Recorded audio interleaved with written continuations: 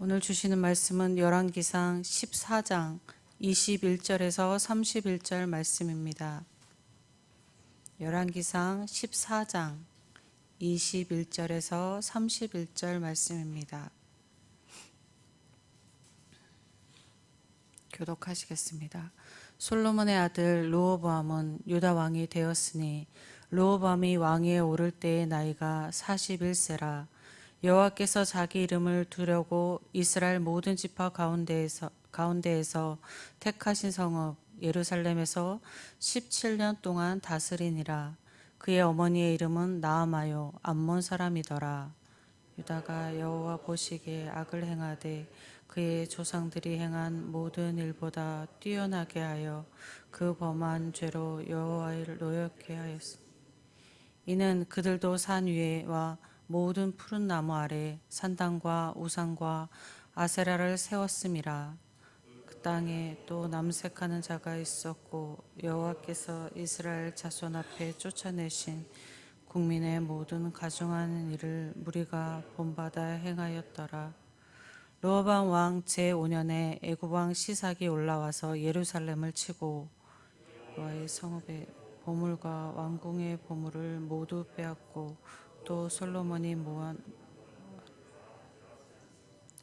르호보암 왕이 그 대신 노스로 방패를 만들어 왕궁문을 지키는 시위대 대장의 손에 맡김에 왕이 여호와의 성전에 들어갈 때마다 시위하는 자가 그 방패를 들고 갔다가 시위소로 도로 가지고 갔더라. 르호보암의 남은 사적과 그가 행한 모든 일은 유다 왕 역대지략에 기록되지 아니하였느냐. 르호보암과 여로보암 사이에 항상 전쟁이 있으니라. 르호보암이 그의 조상들과 함께 자니 그의 조상들과 함께 다윗성에 장사되니라. 그의 어머니의 이름은 나아마요 암몬 사람이더라. 그의 아들 아비암이 대신하여 왕이 되니라. 아멘. 오늘 본문은 통일왕국이었던 이스라엘이 북이스라엘과 남유다로 분열된 후 남유다의 초대왕 솔로몬의 아들 르호보암의 행적을 기록하고 있습니다. 21절에서 르호보암 왕을 설명합니다. 그의 아버지는 솔로몬이었고 그의 어머니는 이방 여인 암몬 사람 나아마였습니다. 르호보암이 왕이 될 때의 나이는 41세였고 남유다의 수도 예루살렘에서 17년을 통치하였습니다.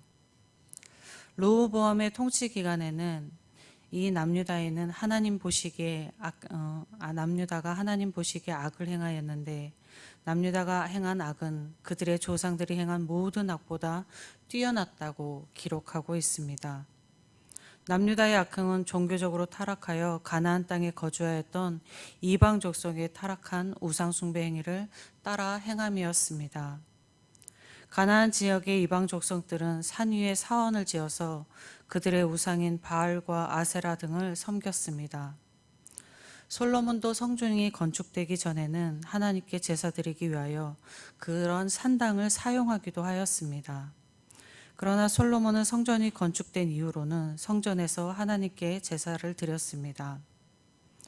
하나님께서 이스라엘 백성에게 가나안 땅이 들어가기 전에 가나안 땅에 들어가게 되면 가나안 땅의 족속들이 섬기는 우상 숭배와 그들의 행위를 따라하는 것을 금하셨었습니다.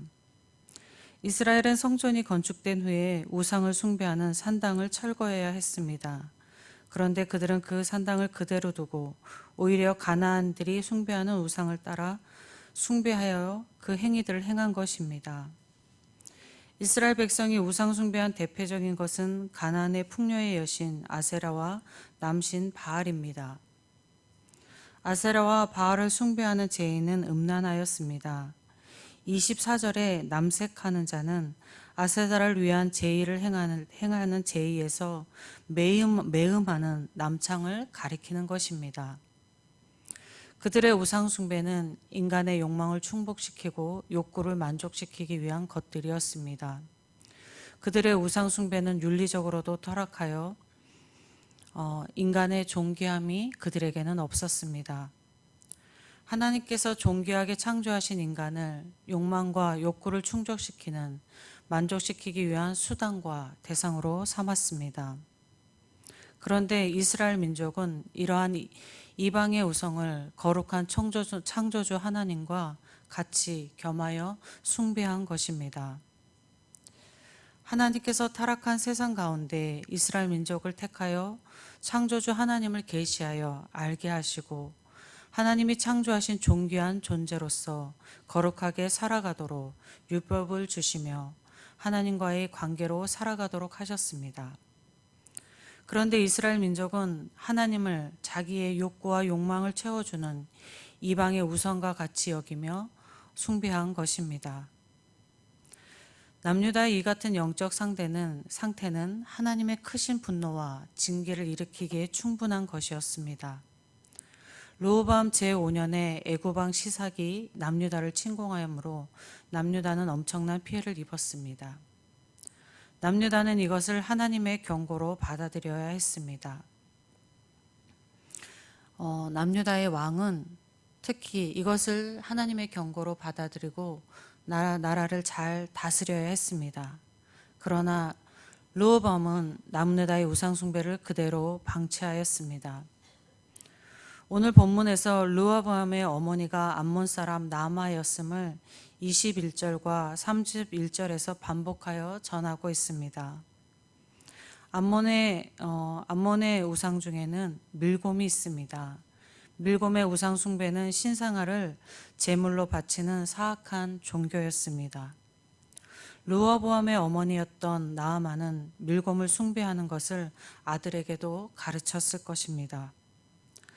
르호보암은 우상 숭배하는 자기 어머니의 영향을 받아 하나님을 우상과 비슷한 존재로 전락시켜 섬기게 되었을 것입니다.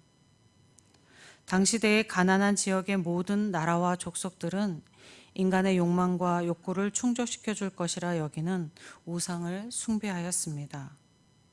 당시대에서는 오히려 하나님을 섬기고 거룩한 삶을 사는 이스라엘 민족의 신앙이 특이하고 이상한 신앙이었을 것입니다. 오늘날의 시대도 당시대와 크게 다르지 않은 것 같습니다. 겉으로 보여지는 면은 문명과 문화의 발달로 법과 질서를 지켜가며 사회가 서로를 존중하며 살아가는 것 같아 보이기는 합니다. 그러나 그 이면은 타인의 상황이나 입장을 배려하기보다는 자신의 욕망과 욕구를 충족시키는 것을 우선으로 하며 살아가고 있습니다. 전 세계를 위협하는 지구온난화도 인간의 욕망 때문입니다. 세계가 온난화로 위협을 받고 있지만 각 나라들은 온난화를 막기 위하여 자국의 이익을 포기하지 않습니다. 사람들은 또한 자기의 편리를 포기하지 않습니다. 많은 사람을 죽음으로 이끌어가는 전쟁 또한 인간의 욕망 때문입니다. 이것은 하나님이 없는 것으로 여기며 살아가는 세상의 모습입니다. 우리 사람은 나면서부터 이러한 세상의 풍소 속에 살았습니다. 그러니 우리 그리스도인들도 이런 세상의 풍조 속에 살아왔고 살아있는 것입니다. 그렇기에 우리 그리스도 안에도 세상의 가치가 자리 잡고 있음이 사실입니다.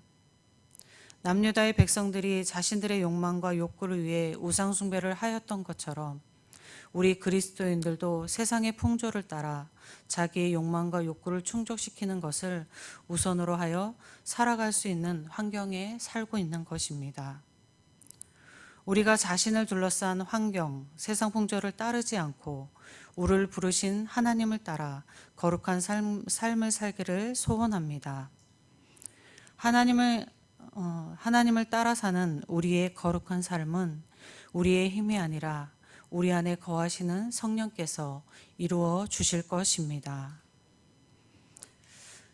아버지 하나님, 감사합니다. 너희는 어찌하여 그렇게 사느냐라고 책망하시기 전에 너의 삶이 그 땅 가운데 사는 삶이 그럴 수 있느라 오늘 아침에 말씀하여 주시니 감사합니다.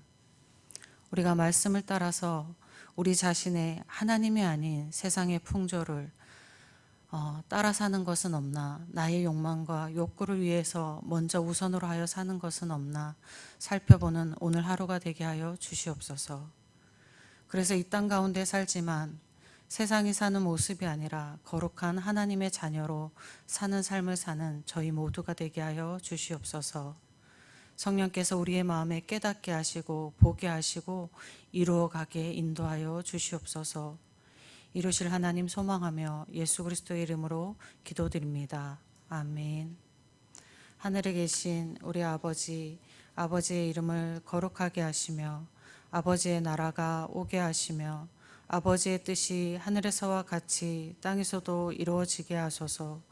오늘 우리에게 일용할 양식을 주시고 우리가 우리에게 잘못한 사람을 용서하여 준 것 같이 우리 죄를 용서하여 주시고 우리를 시험에 빠지지 않게 하시고 악에서 구하소서. 나라와 권능과 영광이 영원히 아버지의 것입니다. 아멘.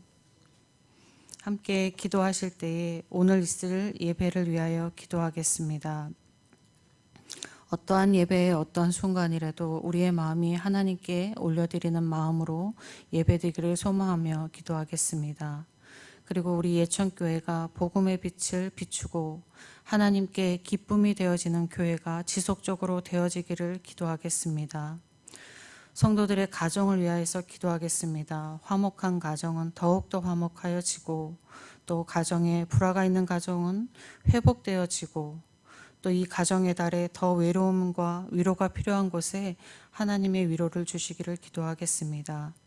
계속 기도해 왔던 나라와 또 세계와 선교지와 또 환우들을 위해서 주님의 이름 한번 부르고 기도하겠습니다.